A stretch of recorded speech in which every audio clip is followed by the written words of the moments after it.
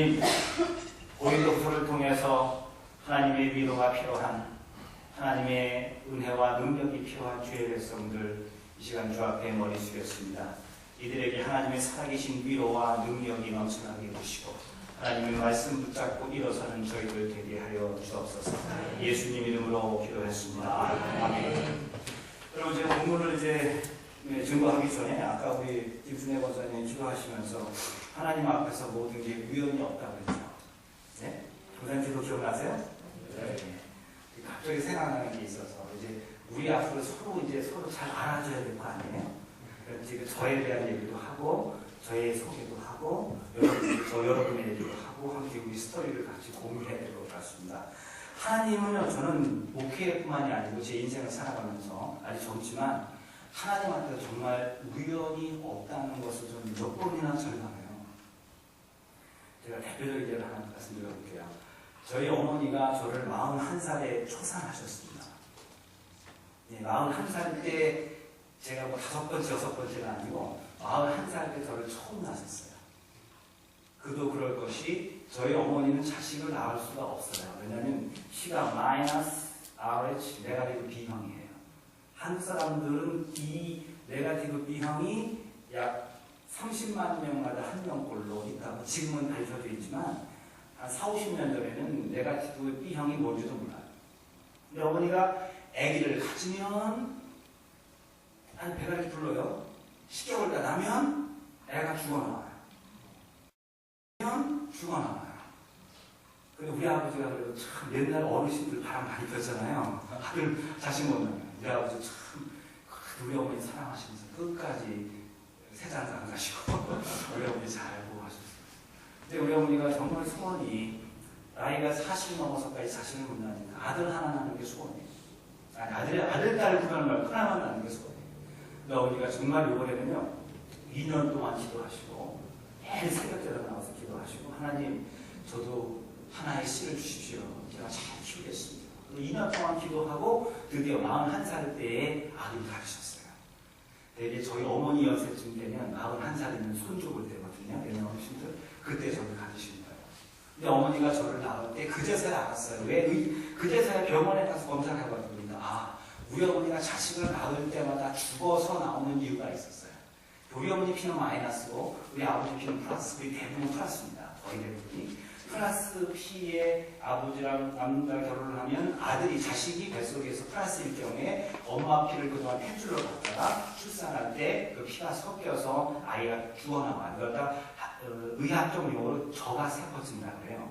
그래가지고 아이가 죽어나옵니다. 우리 어머니가 이제 요번에 또 하나를 뵀는데 이번에는 제대로 낳으려고 병원에 검사를 해보니까 이번에는 아이를 낳을 수 있는 확률이 있대요. 저도 아마 검사는 안 했어요. 근데 저도 아마 마이너스인 것 같아요. 마이너스는 날 수 있거든요. 그래서 어머니가 41살에 그때 뭐 기저귀감 준비하고 하면서 드디어 아들을 낳는데 나이가 너무 많아서 41살에 초산을 하려고 하니까 이건 그냥 자연분만이 안 된대요. 그래서 제왕절개를 하도록 부탁을 해가지고 제 고향이 경기도 평택이라는 곳이에요. 거기서 평택 도립병원에서 이제 제왕절개를 딱 하려고 시작을 했습니다. 저희 어머니가 이제 의사가 저희 어머니 밤 9시였어요. 애를 쫙 가르고 애를 연 다음에 이제 아이를 이제 꺼내야 되는데 세상에 이런 일이 있습니다. 갑자기 전기가 팍 나간 거예요. 은혜가 압된 거예요. 물론 지금은 모든 병원에 자가 발전기가 있어서 정전이 돼도 아무 문제가 없습니다. 옛날에는 확 불이 나가버리면 의사들이 아무것도 못해요. 의사들이 손 놓고 서 있는 거 밖에 나와 있습니다. 저희 외할머니가 막 울면서 우리 딸 살려내세요. 그러니까 의사가 하는 말이 초 200개만 있으면 수술할 수 있다고 그래요. 시골에서 밤 9시에 초 200개를 어떻게 구해요? 할머니가 막 다니면서 구해도 못 구했는데 마침 의사 한 명이 굉장히 하나님 주신 그때 하나의 그 정보인 것 같아요. 가까운데 제가 있는 경기도 평택인데 거기서 한 5마일도 안 떨어지는 곳에 오산 에어베이스가 있습니다. 미국 오산 에어베이스. 거기는 미국분들이 많은데 미국 사람들은 군인 올 때 다 피검사 하잖아요. 그 당시 한국 사람들은 내가 무슨 형인지 모르는 사람들이 많았거든요. 미국 사람들 피검사를 하는 여러분 한국 사람들은 마이너스 네가티브 B형이 30만 혹은 40만 명 중에 한 명꼴인데 미국 사람들은 1000명당 한 명꼴이래요. 그러니까 100원 많아요. 오산 에어베이스에 그 닥터가 전화를 해가지고 여기 갑작스럽게 피가 마이너스 네가티브 B형이 필요한데 당신들 네가티브 B형 사람이 있습니까? 하더니 오산 에어베이스에 미군 병사 5명이 흑인 병사 3명, 백인 병사 2명, 5명이 마이너스 네가티브 B형을 가지고 있는 거예요. 그분들이 갑자기 밤 11시에 넘어서 온 거예요. 그래가지고 그분들이 저희 어머니에게 키를 주고 그래서 결국 그때 불이 들어갔는데 여러분 배를 갈라놓고 2시간 동안 안 꺼냈으니 애가 브레인 데미지가 있어가지고 얘는 죽었어요 거의. 우리 외할머니가 막 들어오니까는 우리 어머니는 이제 피를 쏘여갖고 있고 미군 병사들한테 아이는 죽어있는 거예요. 그래가지고 어떡하지? 할머니 우리 손이 어디 되니까 저기 있다. 이렇게 지켜보니까 우리 할머니 표현을 드리자면 눈썹이 깜빡거리더래요. 눈썹이 이렇게 깜빡거리더래요. 얘 죽지 않았잖아요. 믿어두시라고 옛날에 그랬어요. 쟤는 어차피 살아봤자 혼자서 일어서지도 못하고 앉지도 못하는 일평생 그 지적 장애자로 살아야 될 애니까 얘는 그냥 이렇게 싸서 내버려두시라고. 이게 외할머니가 아니라 내가 키우니까. 그래가지고 할머니가 키운 게 누구예요? 근데요, 저희 어머니가 그 미군 병사의 키를 받고 살아났어요. 근데 저는요, 지금도 기억나는 게 유치원 다닐 때까지 저희 어머니가 학교 선생님을 하셨기 때문에 집에 일을 하시는 그 누나들이 몇 분 있었거든요. 옛날에 뭐라고 그래요? 신고라 그러시나요? 그 누나들이 저를 업고 유치원 다닌 기억이 나요. 나는 애를 귀하게 키워서 유치원을 업고 다닌다고 했더니 그게 아니에요. 저희 어머니가 제가 3살 때까지 걷지를 못했대요. 의사 말대로 애가 좀 기다리라고 침도 질질 흘리면서 그러니까 유치원 다닐 때도 힘이 없어가지고 등이 업고서 갔다가 업고서 오고 막 이러는 거예요. 어머니가 도저히 애가 안 먹고 기억자도 몰라요. 하나를 가르쳐주면은 2개를 까먹어요. 기억력도 나쁘고 이거 완전히 얘는 학교를 들어갈 수 없는 애예요. 근데 어머니가 어떻게 하는지 아세요? 어느 날 갑자기 정말 그 우리 어머니가 하나님 얘는 내가 진짜 못 키워요. 얘는 하나님한테 맡기게. 하나님이 키워주셔야 돼요. 얘를 하나님이 키워주시고 지혜 주시고 능력 주시고 건강 주시옵소서 하나님한테 맡겼대요. 근데 저희 어머니 표현을 드리자면 국민학교 2학년 때 학교 운동회 왔더니 100m 달리기에 제가 출전을 한 거예요. 출전한 것만 해도 놀라운 거예요. 근데 저희 어머니 표현은 국민학교 5학년 때 100m 달리기 운동에서 1등을 했대요. 나는 운동하시니 크게 안 하시는지. 예. 그 어머니 말씀에 그 다음에 국민학교 6학년 때 우리 집 앞에서 제 친구가 막 물고 있더래요. 왜 우니? 그랬더니 창훈이가 때렸어요. 드디어 아이 친구들을 때리는 정도까지 된 겁니다. 그래가지고 제가 어쨌든 우리 성장해가지고 지금 말짱하죠? 지금 헬레레 그런 거 같지 않죠? 예, 제가 달리기 선수하고 막 그랬어요. 그 뒤로 하나님이 그렇게 갑자기 키워주시더라고요. 제 나중에 그게 아니고요. 우리 어머니가 그때 피를 받은 사람들 미군 병사 5명이 있어요. 근데 10년 전에 우리가 미국에 올 때 제가 어머니를 모시고 왔거든요. 시카고 공항에 딱 내리니까 시카고 공항으로 처음 왔어요. 어머니가 다 미국 사람들이거든요. 어머니가 이 중에서 나한테 피 든 사람 찾을 수 있을까? 어머니 어떻게 알아요? 이거 몰라요. 그리고 어머니가 그래도 그 사람들 내가 한번 얼른 봤으면 좋겠는데 넘어갔어요. 여러분, 근데요, 제가 이렇게 그림에서 목회를 시작했잖아요. 대처교회 2년, 3년, 4년 되고 이제 교회들이 오는데 갑자기 한국말을 잘 못하시는, 한국 사람이 한국말을 못하시는 권사님이 오신 거예요. 우리 킴 랭리 권사님이라고, 목사님 안녕하세요. 그런데 한국분인데 한국말을 잘 못해요. 제가요 너무 일찍 여기에 와서 한국말랑 완전히 단절됐어요. 한국말 잘 못해요. 영어는 기가 막히다. 리얼도 하시거든요. 그러더니 어느 날 오셔서 우리 교회 등록을 하시고 열심히 다니셔요. 근데 야외 예배를 갈 때 남편분을 모시고 오셨어요, 이분이요. 그 남편분 미스터 랭리시죠. 한참 얘기하다가 미스터 랭리시가 자기가 어떤 얘기를 하다가 자기 피가 마이너스인 걸 얘기를 하시더라고요. 그러시냐고. 우리 어머니가 옛날에 1960 몇 년도에 제 나이를 공개하면 안 되겠죠? 60년도에 맞아요. 1960 몇 년도에 우리 어머니가 나를 낳을 때에 여기 오산 에어베이스에 있는 군인들 5명이 우리 어머니에게 피를 줘서 살았다. 우리 어머니 마이너스 내가 그분이 다 오더니 미스터 킴랭이가 큰 소리 봐요. 혹시 그때가 1960 되냐고 왔다고. 여러분 놀라운 것은요, 미스터 랭리가 그날 그냥 갔어요. 그 다음 주에 미스터 랭리가 우리 교회 출석하셨어요. 여러분 믿는 표정 안 믿는 표정. 와, 하나님. 그때 미스터 랭리 씨가 공군 파일럿으로 오산 에어베이스에 있었어요. 1967, 나이 보기가 맞는데, 그때 9월달, 세기까지 말할까요? 9월달에 킴 랭리 씨가, 미스터 랭리 씨가 거기 있었는데, 본인과 함께 밤에 연락을 받고, 본인과 교회 채플린이 마치서 군복하고 병사해서 5명이 그때 와서 어느 한국 여인한테 시를 줬어요. 그분이 누구예요? 우리 권사님 남편.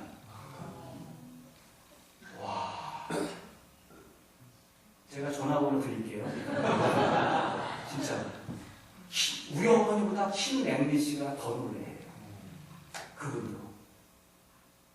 와, 이게 우연일 수가 있어요. 지금 킴 랭리, 미스터 랭리 씨가 아까 좀 치매 기운이 좀 생기셔가지고 몸이 많이 불편하신데, 그것만큼은 정확히 기억하고 있어요, 지금도. 그때 내가 피를 준 그 여인. 우리 어머니는요, 다른 사람 피 갖고는 살 수가 없어요. 오직 어머니한테 맞는 적합한 피를 받아야 살 수 있는 거예요. 우리 인간들도 마찬가지예요. 우리는 아무 피로는 살 수 없어요. 우리에게 지옥에서 영원한 생명을 줄 수 있는 것은 유일한 피가 하나 있어요. 그게 누구예요? 예수 그리스도의 피예요. 그 고혈의 피가 우리에게 들어와서 하나님의 생명과 하나님의 능력과 하나님의 참여된 역사가 이루어진 거예요. 더 놀라운 거 하나 해줄까요? 앞으로 우리 목요기도에 계속 이제 자주 하나님께서 은혜 주실 건데 하나씩 풀어봅시다. 더 놀라운 건 우리 어머니가 그렇게 병원에서 피를 받고 막 그럴 때 우리 아버지는 어떻게 합니까? 남편이지만 아무것도 해줄 게 없는 거예요. 발만 둥둥 굴리고 있는데 그때 피를 주고 있던 미군 병사들이 합성을 부르더라고요. 피를 주면서 트랜스퓨전 한다고 그러죠. 트랜스퓨전 하면서 하면서 합성을 부르는데 우리 아버지는 그 절박한 상황에서 우리 와이프한테 피를 주는 이 사람들의 그 합성을 아주 유심 있게 들은 거예요. 아버지가. 근데 그로부터 3년 뒤에 우리 아버지가 교회에서 저를 하나님한테 바치는 작업. 예를 들어서 나는 목회입니다. 그래서 교회에 가서 예배를 드리는데 그날 성가대 찬양이 뭐냐면 여러분 아실 거예요?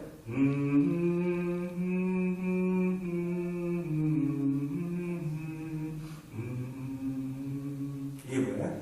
내 주 되신 주를 참 사랑하고. 우리 아버지가 그전에는 우리 아버지가 교회를 안 다니지 않았지만 교회 오시면 무조건 주무시러 오셨고 1년에 몇 번 나오신 분이었어요. 선거 대단을 딱 듣고서 저거 내가 들었던 팝송인데 우리 아버지 그게 팝송입니다. 근데 우리 어머니에게 피를 주는 그분 미스터 랭리 씨하고 그 채플린하고 다른 병사 3명 다른 병사는 모르겠는데 그 아마 그 채플린이었을 것 같아요. 미스터 랭리 씨는 아닙니다. 이분들이 피를 주면서 허밍으로 찬양을 부른 건데 우리 아버지는 그것을 팝송으로 알아들었어요. 그런 다음에 교회에 가지고 왔다가 이것이 팝송이 아니고 크리스찬들 부르는 찬송가 이걸 알고 아버지가 그들의 은혜에 감사해서 자기도 그 은혜에 갚을 길 없어. 내 와이프와 아들 살리는 그 은혜에 갚을 길 없어. 열심히 교회를 다니시고 교회 본사님으로 잘 봉사하시다가 돌아가셨거든요. 우리 아버님이 돌아가실 때 마지막에 갑자기 인종을 앞두고요. 찬송가를 불러달래요. 그때 저희 어머니랑 아버지랑 아버지 찬송을 불렀는데 아버지가 이 찬송을 불러달래요. 내 주 되신 주를 참 사랑하고 이 찬송을 부르는데 우리 아버지는 음악을 전공하신 분이 아니거든요. 음악을 그냥 옛날에 그냥 뽕짝 노래나 좋아하셔도 음악을 전공하시거나 이렇게 뭐 지휘 배우신 적이 없는 분이에요. 근데 우리 아버지가 돌아가시기 전에 우리 이 찬송을 부르니까 기가 막힌 지휘로 내 주 되신 주 이렇게 찬양을 지휘하시다가 사랑합니다. 마무리까지 하시고 조용히 주무시더라고요. 이게 뭐예요? 하나님 하시고 하나님께서 그 미군 병사들의 피로 우리 어머니와 저도 살리고 우리 아버지 예수 믿게 만들고 또 그 병사를 여기 와서 만나고 우연이란 있다 없다? 있어요 없어요? 다시 한번 왜 이러죠? 우연이란 있다 없다? 그러면 제가 여기 이제 사랑의 교회에 왔어요. 이 만남도 저는 몰라요. 근데 하나님께서 결코 우연이 없는 하나님이 여기를 오게 한 이유가 있어요. 이상하잖아요. 제가 여기 온 이유 저는 암만 생각해도 모르겠어요. 시골에서 조용히 살고 있던 시골 촌디기 목사가 어느 날 갑자기 유명해져가지고 지금 그 목사님이 저를 모르는 사람이 없어요. 저를 좋아하는 분도 있고 싫어하는 분도 있지만 저를 모르는 분이 없어졌어요. 하나님이 왜 나를 이 사랑의 교회 한 복판에 탁 심으시고 여기서 이렇게 나를 이 많은 사람들의 관심을 받게 만들고 이 교회가 관심을 받게 만드는 이유는 무언가 모르겠어요. 쟁쟁하신 목사님들 많으신데 왜 그 시골 촌뛰기를 불러다가 이렇게 세우시고 여기서 하나님께서 이 시골 촌뛰기 목사와 함께 오늘 10시간 운전하고 왔지만 이 사람과 함께 기도해 하면서 은혜를 사모하는 이 역사들 여기에 뭔가 여러분 지금은 모르는데 조금만 있어보세요. 저도 왜 그 미국의 그 많은 큰 도시 중에서 다 빼놓고 그린을 시골로 날 보냈는지 미스터 램릿이 만나게 하시려고 우리 어머니가 저를 이 몰티모어에 보내시게 된 이유 아직 몰라요. 여러분들은 저를 만나게 된 이유를 아직은 몰라요. 그러나 이건 결코 우연이 아닌 것이기에 나중에 우리가 정말 박수를 치면서 무릎을 치면서 하나님 그렇게 깊은 뜻이 있으셨군요. 하나님을 찬양하는 저와 여러분들 거라고 믿습니다. 오늘 본문 증거할게요. 바울이 전도해서 개척한 교회 중에서 최고로 문제가 많은 교회가 어느 교회인지 아십니까? 쉬운데 고린도 교회는 문제가 바울이 참 고린도란 동네 자체가 아주 복잡한 동네예요. 이 그리스 사람들은요, 너는 고린도 같은 사람이야. 고린도인 같아. 이 말은 뭐냐? 너는 굉장히 음탕하다, 세상적이다, 너무 노는 거 좋아한다. 이런 표현을 할 때 너는 고린도 사람 같아. 그럴 정도로 고린도는 아주 세상 문화가 발달한 곳이고 한국 문화가 발달한 곳이고 선교술에 가보니까 지금도 그때 2000년에 만들어놨던 그 문화가 지금도 있더라고요. 대단해요. 굉장히 번성했던 동네예요.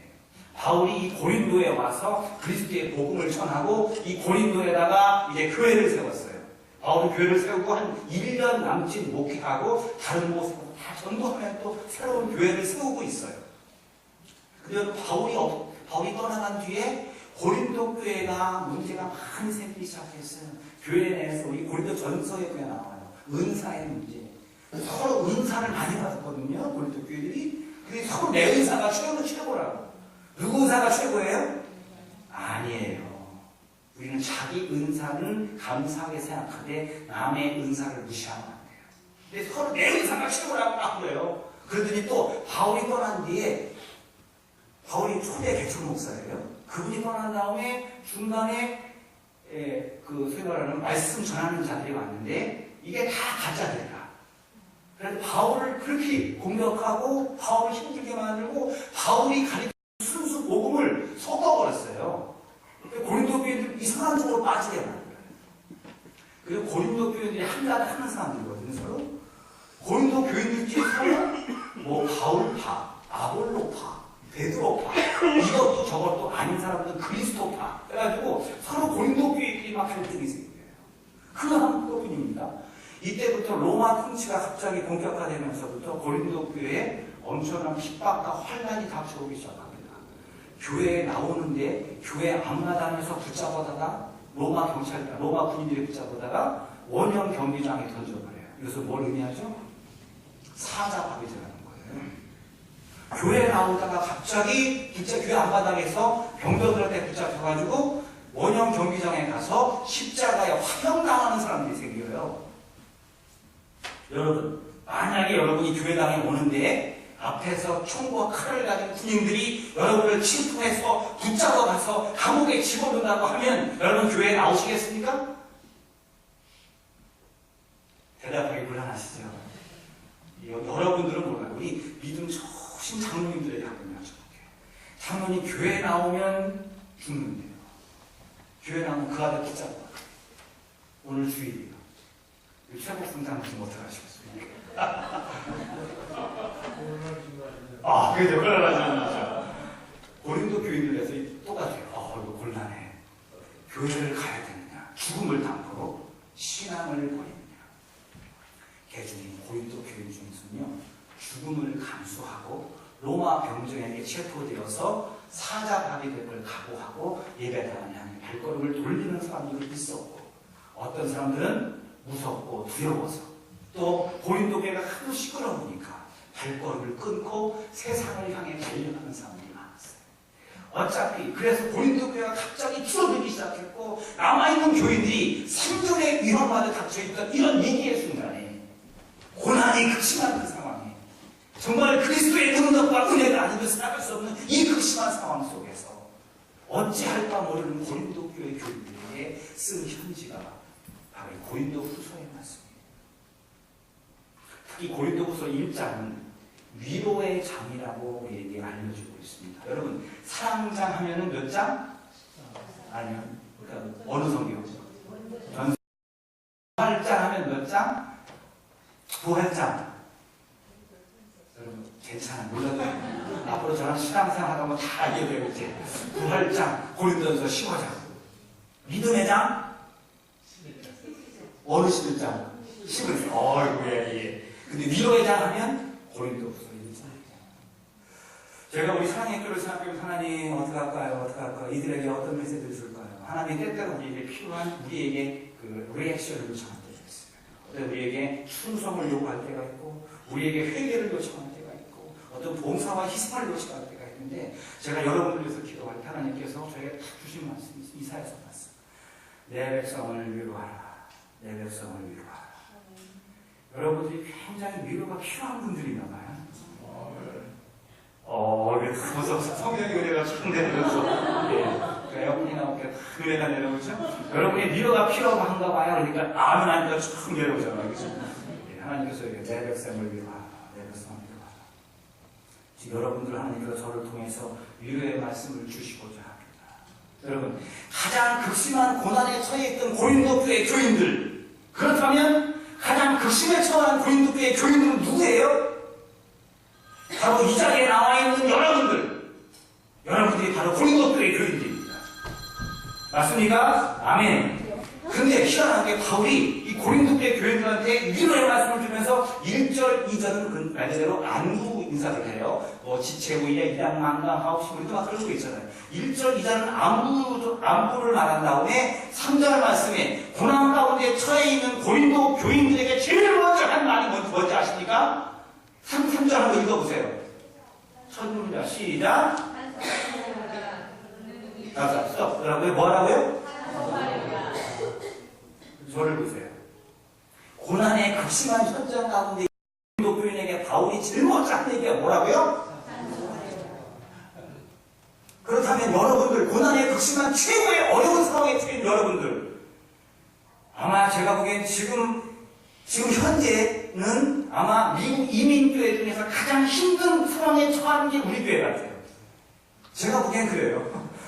근데 여러분들에게 하나님 말하는 게 뭐라고요? 원망하는 것이 아니고 불평하는 게 아니고 찬송하는 거예요. 바울이 성경에 바울 서신을 많이 썼는데 그 중에서 바울은요, 대부분 말이 굉장히 부드러운 사람이에요. Please, I want to 하면서 뭐라고? 하시기를 바랍니다. 내가 원하노니 이런 말을 많이 쓰는데, 바울이 뭔가 강력한 명령을 내리면, 그러니까 의지적 명령이라고 좀 어려워했잖아요. 의지적 명령을 내릴 때는 군사용어로 바뀌어버려요. 내가 원하노니 이렇게 하다가 갑자기 하나님의 어떤 강력한 의지적 명령을 내리려면은 항상 기뻐하라. 갑자기 기뻐하라. 쉬지 말고 왜? 기도하라. 갑자기 명령을 해요. 이것은요, 내가 취사 선택하는 게 아니고 순종하라는 거예요. 기뻐하라. 여러분, 기뻐하시면 감사하겠습니다. 여러분, 기뻐하시면 제가 얼마나 기쁠까요? 이게 아니라니까요. 기뻐하라. 감사하라. 이렇게 명령하는데 더 큰 명령이 바울 서신에 딱 3개가 있어요. 어떤 사람은 4개라고 그러는데 아니에요. 3개. 뭐냐? 성부, 성자, 성령, 성신의 이 하나님의 신성으로 인해서 명령하는 게 있다고. 마치 축도하는 것 같이. 여러분, 군대의 명령도 어기면 안 되죠. 근데 하나님의 이름으로 명령하면 반드시 들어야 돼요. 그죠? 그 중에 하나가 뭐냐면 이거예요. 뭐 하라고요? 찬송하기를 제가 원합니다. Please. No. 찬송하라. 이게 아니라니까요. 내가 하나님의 이름으로 명하노니 고난 가운데 처해 있는 고린도 교회 교인들이요. 내가 예수 그리스도 이름으로 명하노니 찬송할지어다. 아멘. 찬송하라는 거예요. 이거는요. 여러분 솔직히 이게 나와요? 우리? 이 상황 속에서 찬송이 나와요? 안 나오죠. 내가 나온다고 하고 안 나와서 하는 게 아니고 현재의 상황 속에서 하나님께서 강력한 당신의 신성으로 우리에게 명령합니다. 여러분 고난 가운데서 질질 짜지 마세요. 고통스러워하지 마세요. 여기서 찬송하세요. 명령하는 거예요. 하나님께서. 그럼 제가 하나님의 말씀을 가지고 여러분에게 명령합니다. 여러분 이 고난 가운데 찬송하십시오. 아멘. 예. 여러분 찬송 가운데 고난 가운데 찬송하는데 사실 고난이 이게 얼마나 힘듭니까? 이 그리스 말로 헬라어로 이 고난이라는 단어가 튤립시스라는 단어인데 튤립시스 이것은 뭐냐? 원래 어원이 망치로 가슴을 망치 같은 큰 둥기로 가슴을 칠 때 느끼는 통증을 튤립시스라고 그러는데 그걸 고통이라고 해요. 여러분 어떤 슬픈 일이 생기면 어디가 아파요? 슬픈 일이 생기면 어디가 아파요? 머리가 아픈 분도 계신데 어디가 아파요? 가슴이 어떻던가요? 찢어져요? 네? 뭔가 이렇게 묵직한 게 뭔가 이렇게 맷돌 같은 게 이렇게 내려치는 것 같지 않던가요? 따끔따끔 하시던가요? 차라리 따끔따끔한 건 저는 참을 수 있을 것 같아요. 근데 뭔가 정말 큰 맷돌 같은 것이 마음을 확 치료해 갔어요. 여러분 아닌 척 하지 마시고 좋아요. 그럼 우리 교회 얘기하고 봅시다. 우리 그냥 확 오픈해가지고 교회 일 생각하고 지금 교회 생각하면 마음이 어떻게 해요? 뭔가 이렇게 뭐 맷돌이긴 한번 펑 치고 가잖아요. 그죠? 우리 한국말로 환장한다는 말 있죠. 환장한다. 이 환장이 좋은 말이에요. 너무 사람이 신경을 많이 쓰면 가슴이 아프다면 이 장이 뒤틀린대요. 뒤틀리는 거예요. 그게 환장하는 건데 이 그리스 사람들은 튤리티스는 가슴을 내리친다는 거예요. 고난이 뭐예요? 내 가슴을 망치고 내리치는 것 같이 고통스러워요. 이 상황 가운데 뭐 하라고요? 찬송하래요. 여러분 하실 수 있으십니까? 왜 이것을 하냐고 하면은 이 튤리티스, 이 고통보다 더 큰 위로가 우리와 함께 있기 때문에 그렇습니다. 여러분 아까 우리 3절부터 9절까지 읽었잖아요. 여기서 고난이라는 단어보다 위로라는 단어가 훨씬 더 많습니다. 위로라는 단어가 몇 개 나오는지 아세요? 총 몇 개예요? 자, 여러분 이럴 때는 눈치가 빠르요. 밑에 쳐보는 사람 눈치가 안 돼. 저만 딱 보면 답을 맞죠? 몇 개예요? 예, 꽉 찬 수 10개예요. 고난은 6개, 7개밖에 안 돼요. 지금 뭐예요? 고난이 그렇게 있지만 이거를 능가하는 뭐가 있다고요? 위로가 있다는 거예요. 고난은 위로가 있어요. 이 위로라는 단어의 뜻이 누군가 내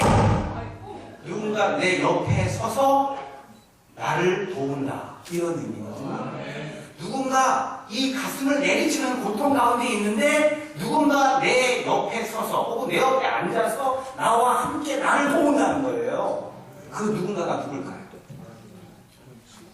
예수님이 나와 함께 계시기 때문에 우리는 능히 찬송할 수 있습니다.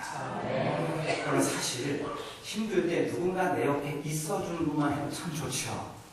예. 미국 사람들이 자꾸 좋아하는 게 아내들이 남편한테 가장 듣기 좋아하는 말이 뭔지 아십니까? I love you.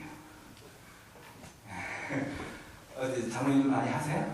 그럼 한 몇 번 하세요? 한 10번 이상 하셔야 돼요.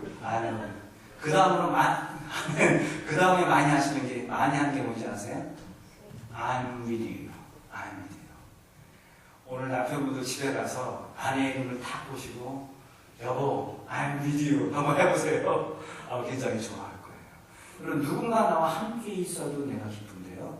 하나님께서, 예수님께서 이 고난을 이기는 하나님의 함께 하심이 우리에게 있기에 우리는 찬송할 수 있다는 거예요. 그리고 신기하게요. 모세가 하나님의 소명을 받았을 때 Let my people go 할 때 모세가 내가 누구한테 그걸 갑니까?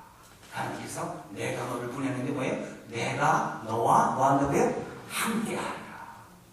여러분, 그래서 모세와 함께하니까 그분이 함께하니까 홍해 바다를 가르는 기적이 생겨나는 거예요. 누가 함께하시면 그분이 함께하시면 모세가 죽은 후에 새로운 지도자 여호수아가 이제 새로운 리더십을 받았습니다. 두렵고 떨리죠. 이런 여호수아에게 여호수아서 1장에 하나님 나타나서 하신 말씀이 뭐예요? 여호수아야 두려워 말라. 내가 누구와 함께한 것 같이 모세와 함께한 것 같이 누구와 너와 함께하겠다는 거예요. 두려워 말라. 내가 함께합니다. 놀라지 말라. 나는 너의 하나님이다. 고난 가운데 그 갈릴리 바닷가에서 노를 젓고 있던 괴로이 노를 젓고 있던 풍랑 가운데 노를 젓고 있던 그 제자들에게 산에서 기도하던 주님이 야 니네 고생 많겠다라고 쳐다보시지 않고 바다를 건너 오셨어요. 그때 제자들에게 주님께서 말씀하신 말씀 한번 따라해 볼까요? 내니 시작. 내니 두려워 말라. 두려워 말라. 고난의 현장 가운데 왜 고난이 왔는지 그걸 우리 묻지 맙시다. 우리 선생님도 목사님 왜 나한테 왜 어째 이런 고난이 하고 저한테 고난의 원인을 물어봐요. 저는 다 뻔하게 집사님, 권사님 저도 몰라요. I don't know.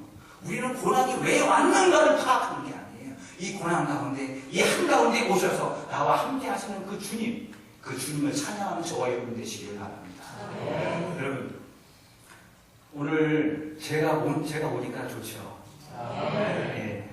저도 여러분들 저를 필요로 하시죠.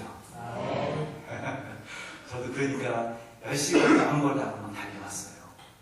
여러분 사실 어저께 이런 일이 있었어요. 저희 딸이 둘째가 11살인데 딸이 엄마가 내일이 생일이에요. 프라이데이가 마음이 생일인데 아빠 서프라이즈 파티 우리 준비할 건데 아빠도 같이 조인하래요. 내가 야 아빠 내일 볼티모어 가야 돼. 더스데이에.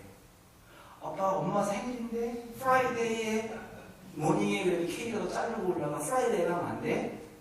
안 돼요. 왜냐 우리 목욕 기대가 있잖아요. 줄리아 네? 아빠는 패스터야. 그러니까는 뭐 이해하는 것 같으면서도 애가 그냥 하면 돼. 이거를 부엌에 있던 집사람이 저와 우리 딸내미가 하는 얘기를 들었어요. 좀 미안하게 하죠, 그죠? 근데 오늘 아침에 제가 출발하면 아이들이 계속 학교 준비하고 할 때 저희 집사람이요 갑자기 우리 테이블 위에다가 선물 포장을 하나 담은 거예요. 아이들 내려오니까 아침 먹을 때 우리 기도하자 그러면서 어머 이게 뭐야? 혼자 쇼 다 하고 있는 거 있죠? 어머 이게 뭐예요? 그러면서 막 뜯어봐요. 네, 아이들 보는 앞에서 이거 예쁘네. 이거 화장품 세트예요. 나는 사준 적이 없어요.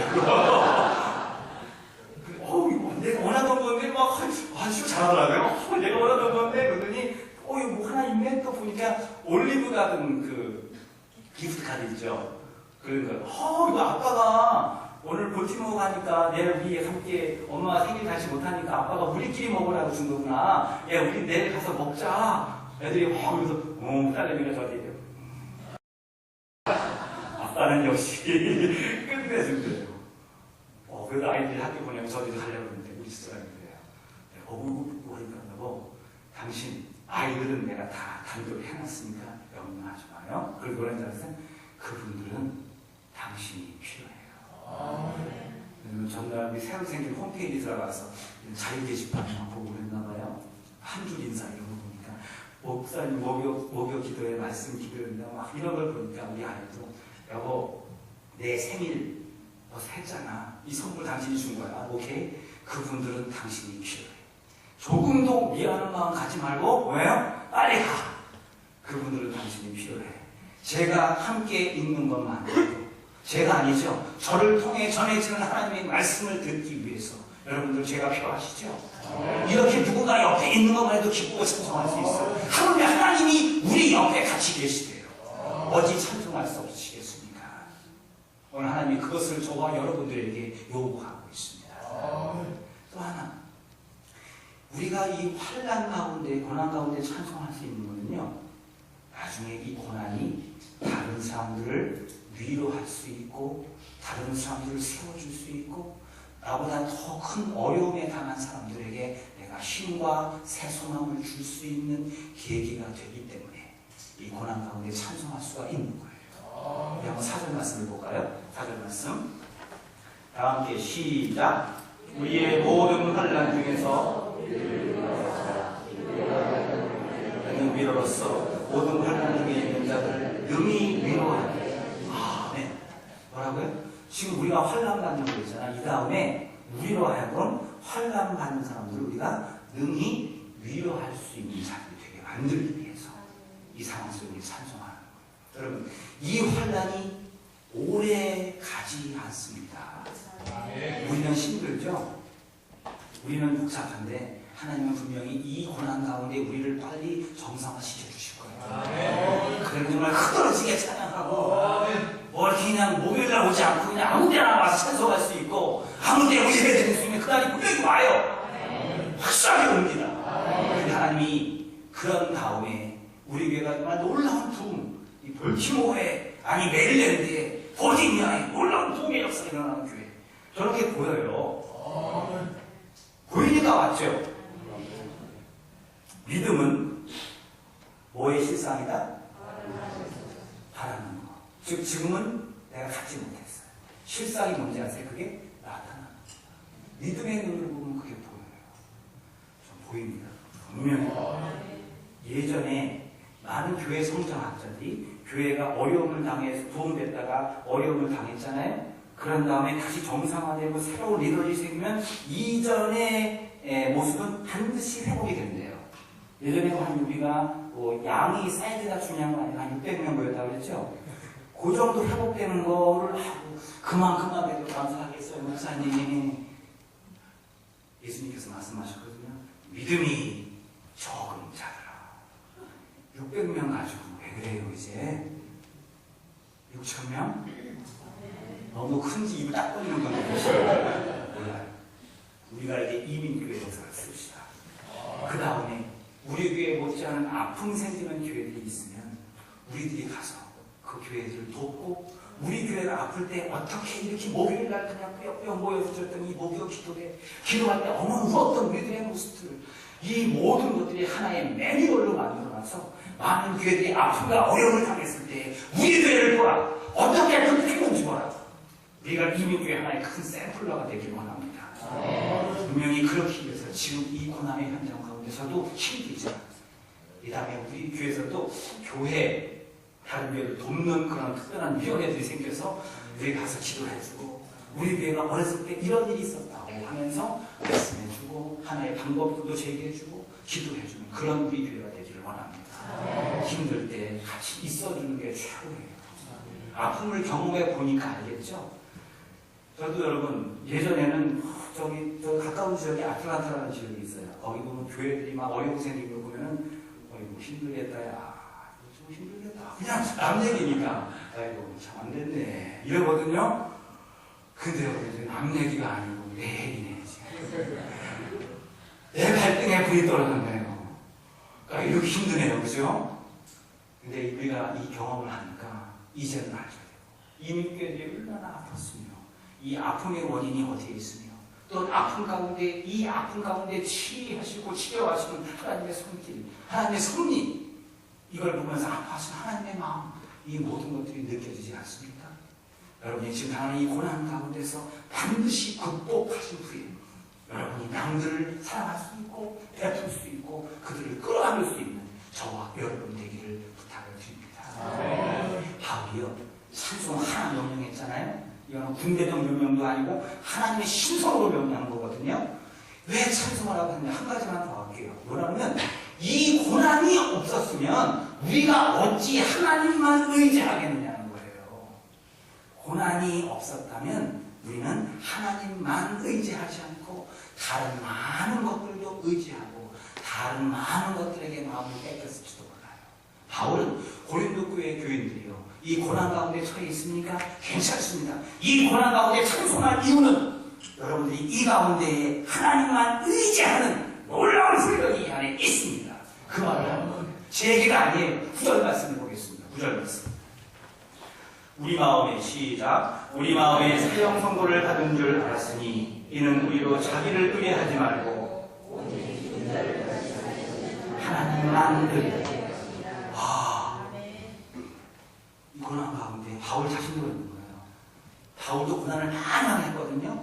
고난 가운데서 경험한 게 뭐예요? 바울이 보통 사람이 아니거든요. 똑똑한 사람이고 잘난 사람이에요. how great I am 하면서 서로 you're so nice 서로 막 좋아서 기뻐서 서로 사람들 의지하고 인간적 방법 의지하던 사람들임에도 불구하고 어느 순간 고난이 닥쳐오고 절대로 절망의 상황에 처해 닥치니까 왜요? 오직 누구만 의지해요? 하나님만 의지하게 만들어요. 하나님도 되게 좋아하시거든요. 하나님만 의지하는 거 되게 좋아하셔요. 우리 아내분들, 남편분이 여보 당신을 사랑해 도 좋지만 당신도 사랑해 이러면 이거 위험해지는 거거든요. 남편이 아내 보고 여보 당신도 사랑해 이 말은 뭐예요? 당신 말고 사랑하는 사람 일단 이거 뺨맞을 일이에요. 나중에 조심하세요. 당신도 사랑해가 아니에요. 남자분 여자분한테 어떻게 고백해야 돼요? 당신만 사랑해. 여자분들도 남편분이 당신도 사랑하면 기분 나쁘잖아요. 하나님도 마찬가지예요. 하나님, 제가 하나님도 사랑하거든요. 아내한테는 뺨맞으면 그만이지만 하나님은 너무 섭섭해하셔요. 하나님이 여러분 이스라엘 백성을 40년 동안 광야 훈련을 시킨 커리큘럼의 주된 목적이 딱 한 가지예요. 뭔지 아십니까? 광야에서 누구만 의지하는 훈련? 하나님만 의지하는. 광야를 한번 가보세요. 의지할 게 있나? 아무것도 없어요. 정말 물도 없어요.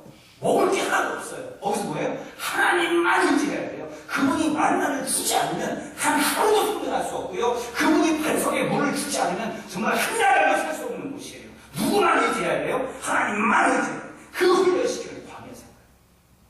여러분 야곱이 하나님 만나기 전까지 그도 하나님의 사랑이라고 했지만 하나님만 의지하는 사람이 아니었거든요. 하나님 보고 의지하는 자기의 머리, 잔꾀, 기가 막힌 술수 이름 자체가 사기꾼, 술수, 막 보통 잔머리가 아니거든요. 근데 그가 야복 강가에서 하나님과 더 이상 하나님 더 의지하는 야곱을 하나님 더 이상 두고 볼 수가 없었어요. 야복 강가에서 싸움을 걸어 오십니다. 하나님이 야곱에게 싸움을 걸어 오신 거예요. 그런 다음에 싸워서 누가 이겼죠? 그리고 성경 안 보세요? 괜찮아요. 누가 이겼어요? 야곱이 이겼다고요? 내가 성경 잘못 읽었나? 야곱이 씨름하다가 씨름이 여기서 삭바닥 하는 게 아니고 막 치고받고 싸우는 거예요. 그러다가 야곱이 환도뼈가 부러졌어요. 환도뼈가 부러지면 뼈가 골절되면은 자동으로 KO가 되는 거 아니에요. 그럼 누가 이긴 거예요? 이제는 다 말해요. 아까 야곱이 이겼다고 해서 누가 이겨서 다시 말할게요. 그러니까 뼈가 골절되면 자동 KO가 해요. 그럼 누가 이긴 거예요? 크게 말해. 누가 이겨요? 헷갈리기 시작해요. 졌어요. 부러졌어요. 근데 여러분 환도뼈가 뭐냐면 우리 인간의 고관절을 말해요. 고관절.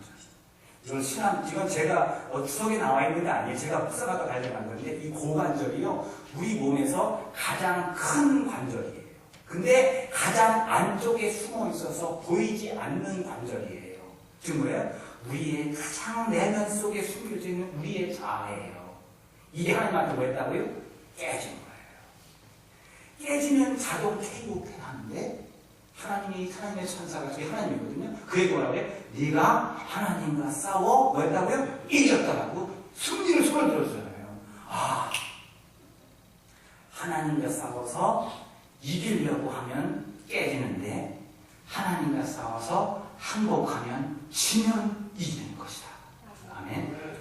항복하는 자가 이기는 자예요. 그때부터는요 이제 하나님만 의지할 수밖에 없어요. 환도뼈가 부러졌으니 어떻게 걸어요? 형은 칼을 가지고 준비하고 있는데 이제 하나님이 도와주지 않으면 안 돼요. 그동안 여태까지 내 잔재가 이런 상황을 돌파할 수 있었거든요. 그러나 이 극심한 상황 속에서 나는 더 이상 돌파할 수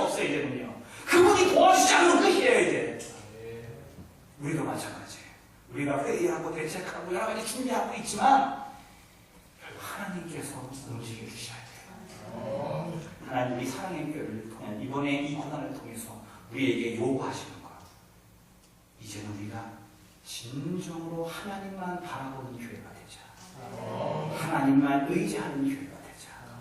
세상 사람들 같이 모여서 친교도 중요하지만 많은 사람들이 이민교회 많은 교회들이 교회를 왜 나오냐, 비즈니스 하려고 나오는 분도 있었어요. 저는 우리 그린빌 교회 있을 때 저희 지역에 어떤 분이 오시더라고요. 그분은 그 한의사 하시는 분이었는데 우리 교회 오셨어요. 그래서 열심히 한 2달 봉사하시다가 옆에 교회에 또 가셔요. 다음 주에요. 그래서 인사드리고. 근데 나중에 조금 이상하잖아요. 교회 등록까지 하신 분이 옆에 교회 이사 가셔가지고 옆에 거를 그냥 무슨 교회 시험 들었나 했더니 그분은 당연한 거 아닙니까? 저는 이 조그만 코리안 커뮤니티에서 여러 교회를 다니면서 제 비즈니스 그 클라이언트들을 제가 모집하는 과정 속에 있습니다. 이러시는 거예요. 예, 여러분, 때때로 이것도 필요하죠. 하나님의 교회는 뭐예요? 온전히 하나님만 의지하는 전적인 훈련, 이것이 우리에게 필요합니다. 우리가 이 고난 속에서 우리 교회가 정화되고 하나님만 의지하게 만들고 하나님만 붙잡아서 야, 그 교회 교인들 진짜 교인들이다. 그 교회 교인들 대단한 교인들이다. 이런 날이 올 것입니다. 이 고난 가운데 찬송하실 수 있으십니까? 저는 여러분에게 요청하셨지만 오늘 바울은 여러분에게 명령합니다. 고난의 한복판에서 찬송할지어다. 기도하겠습니다.